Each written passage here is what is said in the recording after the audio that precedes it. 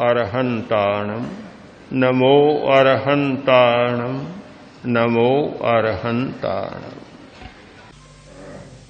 नियम है जुड़ा हुआ संबंध, संबंध के नियम को जान ले। आयुर्वेद के आचार्यों ने लिखा, आंख में पीड़ा है, पैर की अंगुलियों पर तेल लगाओ, आंख की पीड़ा शांत हो जाएगी। जैसे कोई ऊंट और गधे का रिश्ता। व्याधि है आंख में और पैर की अंगुलियों पर तेल लगाओ। अग्नि तत्व से संबंध जुड़ा हुआ है। अग्नि तत्व का ज्ञानेन्द्रिय है चक्षु और उसका कर्मेंद्रिय है पैर। दोनों का संबंध जुड़ा हुआ है परस्पर। इस नियम को जान ले तो हमें कोई आश्चर्य नहीं होगा कि आंख और पैर का कितना संबंध है। तेज धूप में चलते हैं, पैर गर्म होते हैं, साथ साथ में आंखें गर्मा जाती है, बीमारी आंख में हो जाती है।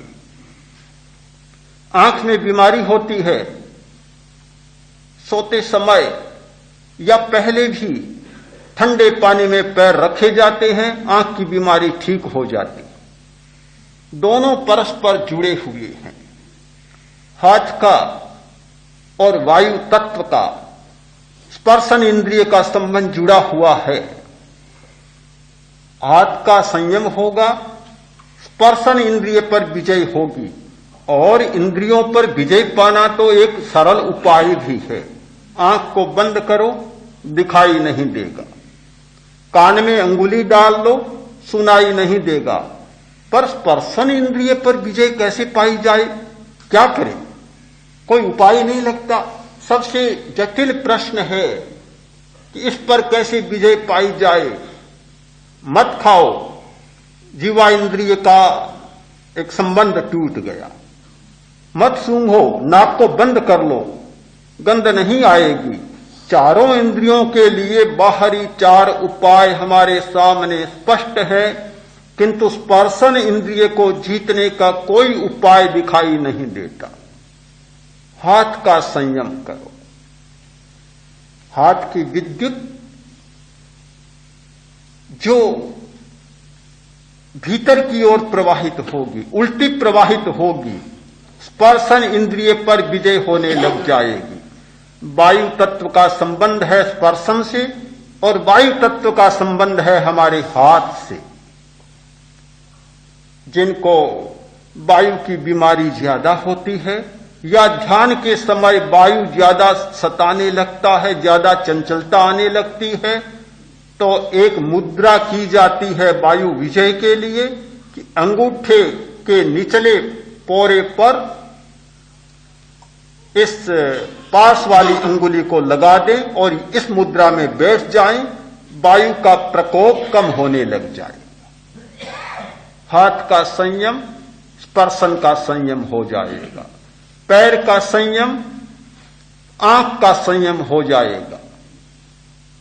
वाणी का संयम श्रोत्रेंद्रिय का संयम हो जाएगा। आकाश तत्व से संबंध है कान का और उसका कर्मेंद्रिय है वाणी। यदि हम इन नियमों को जान लेते हैं तो हमारी धारणा ही दूसरी बन जाती है। जब तक हम नियमों को नहीं जानते हमें बहुत छोटी बातें लगती है कि हाथ का संयम करो, पैर का संयम करो, वाणी का संयम करो। क्या हाथ का संयम क्या करें? न हिलाएं, स्थिर रखें, बस। इससे क्या हुआ? कोई मारते थोड़े ही है, किसी को चांटा तो नहीं मार रहे हैं हाथ से, फिर क्या संयम करें? पैर का क्या संयम करें? लात तो किसी को नहीं मार रहे हैं, कोई भी शिष्ट आदमी किसी को लात नहीं मारता पैर से, हाथ से चांटा भी नहीं मारता सभ्य आदमी, तो फिर क्या संयम करें? जब नियम समझ में नहीं आता अनेक प्रकार के प्रश्न खड़े होते हैं, और जब नियम तक पहुंच जाते हैं हमारी बहुत सारी पहेलियां अपने आप बुझ जाती हैं। मैंने कहा, भाई तुम नियम को नहीं जानते, इसीलिए सारे प्रश्न हो रहे हैं। एक भाई ने कहा किसी जोहरी से कि मेरे घर पर चल। क्यों भाई? कि मेरे पास एक बहुत मूल्यवान हीरे की अंगूठी और उसका मूल्यांकन करना है कि कितनी कीमती है और आप मेरे घर पर चले। उसने कहा यहीं लाओ, बाहर नहीं ला सकता, इतनी कीमती है कि खतरा ही खतरा, बाहर तो नहीं ला सकता, मेरे घर पर ही चलना होगा आपको। चला, आया, बड़ा रईस आदमी था।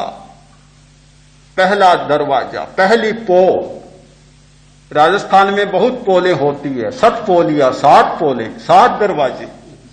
दरवाजे पर आया, पोल ही पोल।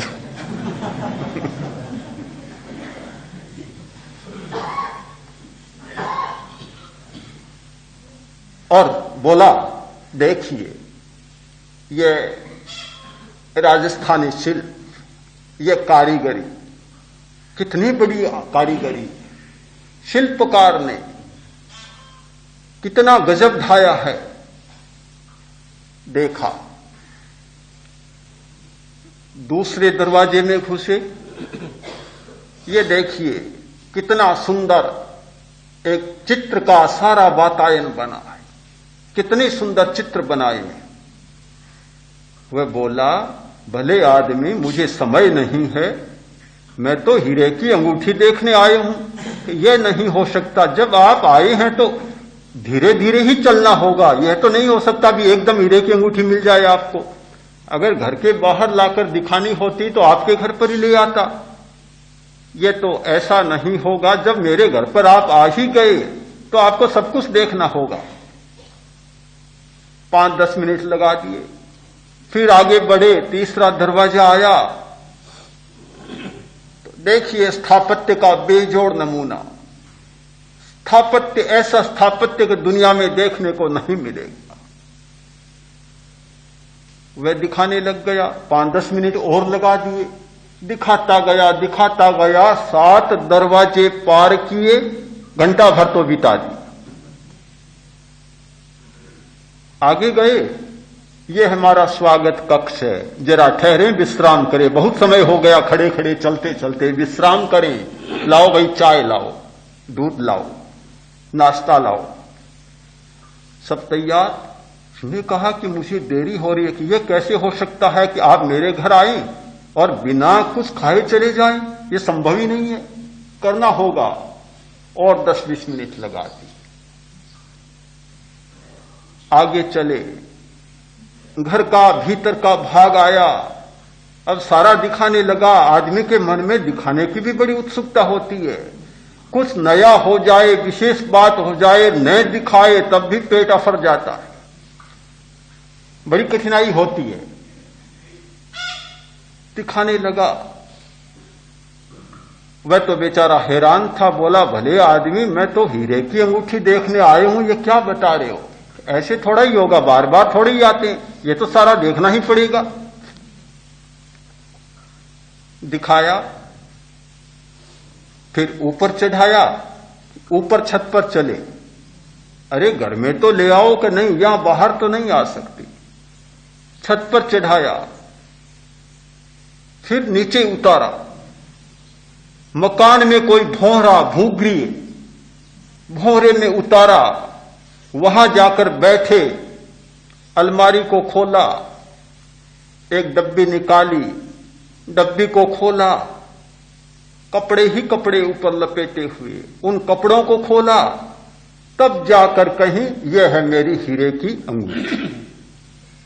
देखनी थी हीरे की अंगूठी, और क्या क्या नहीं देखा, कितना बीच में देखा। मैंने भाई से पूछा, क्या वह मूर्ख था जो हीरे की अंगूठी देखने आया और इतनी सारी चीजें देखी? मैं बोला मूर्ख कैसे, यह तो क्रम है, पहले दरवाजे में नहीं आता तो भौरे में कहां कैसे पहुंचता, दूसरे दरवाजे को पार नहीं करता तो भौरे में कैसे पहुंचता, 7 दरवाजे तो उसे पार करने ही थे।